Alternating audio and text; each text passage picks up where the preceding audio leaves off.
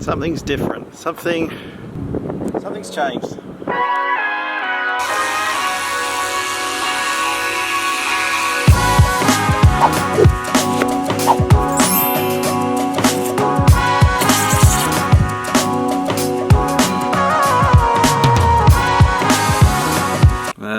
It was supposed to be a plane.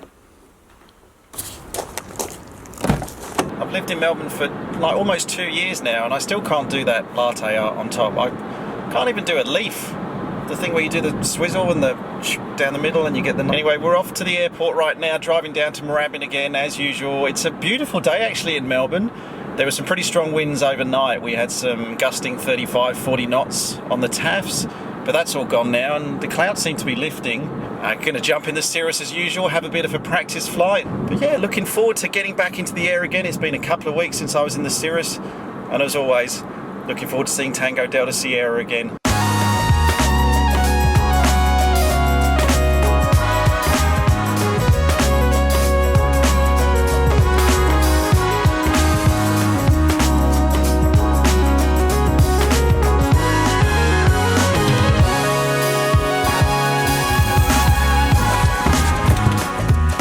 So of course, all jokes aside, this isn't Tango Delta Sierra, this is Echo Tango. This is a Cirrus SR22. You know, I've been talking for a while about going up from the SR20 to the SR22, and I just thought this is a good one to try. Now, interestingly, with this aircraft, if you take a look, you can see it's an all analog panel. So we've got the analog dials here. There is this Safran multifunction display. This is where the engine temps and pressures and the moving map is going to come up during the flight. Got the transponder, 2 Garmin 430s, S-Tech 55, sorry, autopilot, and that's our comms panel. And everything down here is pretty much exactly the same as Tango Delta Sierra. And that's the really nice thing about the Cirrus aircraft. It takes like 5 minutes, not even that. It takes like a couple of minutes once you jump on board just to see what's different, what's in a different place.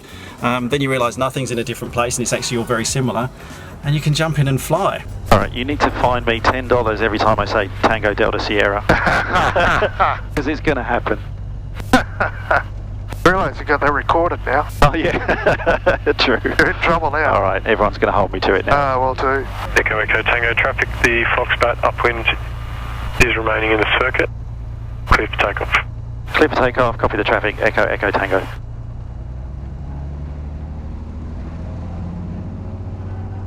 So it's 40 knots. 50 knots, keep the bow going. It's 60 knots. 70, rotate.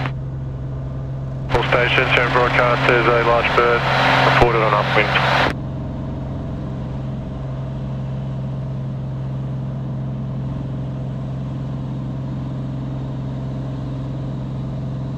Alright, so flaps up, caps is now available.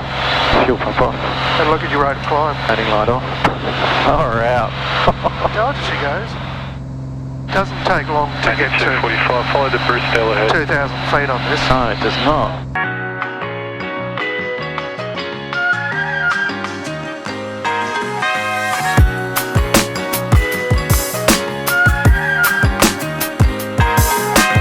So we'll just have a practice circuit. We'll just do a normal circuit. Okay. And what speeds are we looking for here? We want 90 on base, 90 on base. 80 on final, 75 over the keys. Latrobe Valley traffic, Echo Tango, turning base runway 03, Latrobe Valley. Latrobe Valley traffic, Echo Tango, turning final runway 03, touch and go, Latrobe Valley.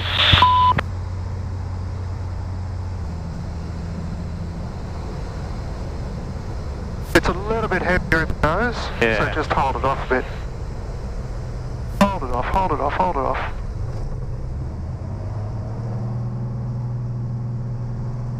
Knots.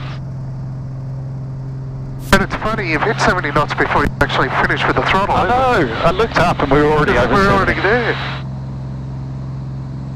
Flaps. Caps is available. And we'll Fuel pump off. Can we do another one? Yeah, we can have a look at a short field this time. Yeah, cool. Latrobe Valley traffic, Echo Tango on early downwind runway 03, Latrobe Valley.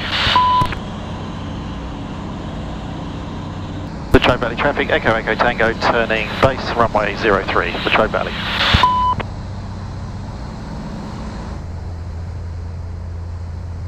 Latrobe Valley traffic, Echo Echo Tango, turning final, runway 03, full stop, Latrobe Valley.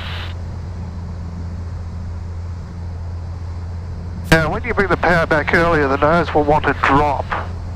Yeah, okay. So we just have to be mindful of that. Working well, that's looking nice. That's looking very good.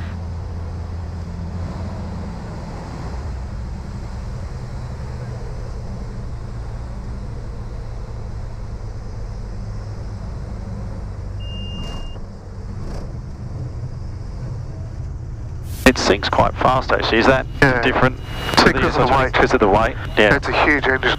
No. I noticed that. That was a bit faster than I... We'll go back round, and what we'll do is we'll do a short field takeoff.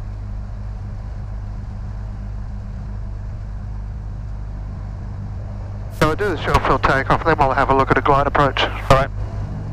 So it feels familiar. Yes. It doesn't feel like it's a whole new, you know, it's not an information overload, it's just resetting your mindset with the speeds and trying to stay a bit more ahead of the aircraft. Yes. But it doesn't feel, that's the nice thing about Cirrus I guess, it doesn't feel like a brand new aircraft. Latrobe Valley traffic, Echo Echo Tango is rolling runway 03 for circuits, Latrobe Valley. Alright, so full power on full power, hold the nose up. Temps and pressures are good, letting go. 40 knots there already. Sector 50.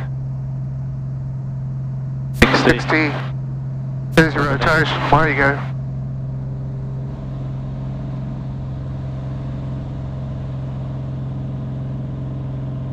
Holy hell, that's good.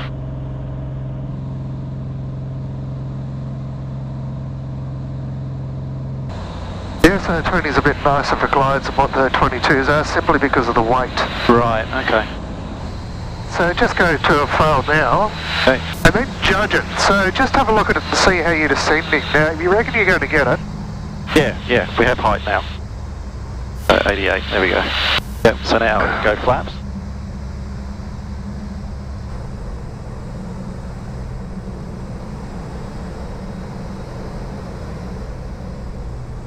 Latrobe Valley traffic, 1161, we're overhead 4,000 feet, we're tracking outbound to the northeast, and then we'll be tracking inbound to join downwind runway 03.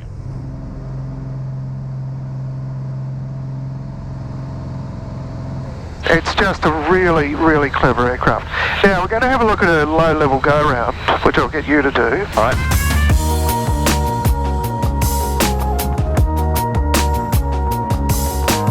Go around, so full power, right rudder.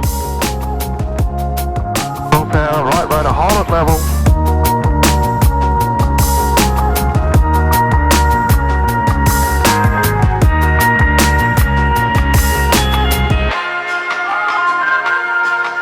Moorabbin Tower, Cirrus Echo Echo Tango at Karen 1500, receive Romeo inbound.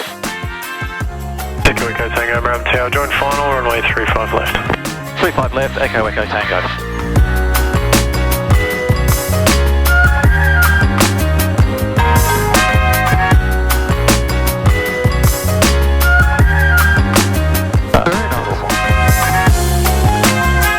There you go, so that's the SR22. That's the SR22. I do like it. Alright, tie downs are tied down. Chocks are chocked. Airplane's in a pretty good condition, that's pretty much it. Alright, I've got to rock home, but let's have a full and honest review of the SR20 versus the SR22. Which is best? Spoiler alert. No, which is best? The proper review coming up.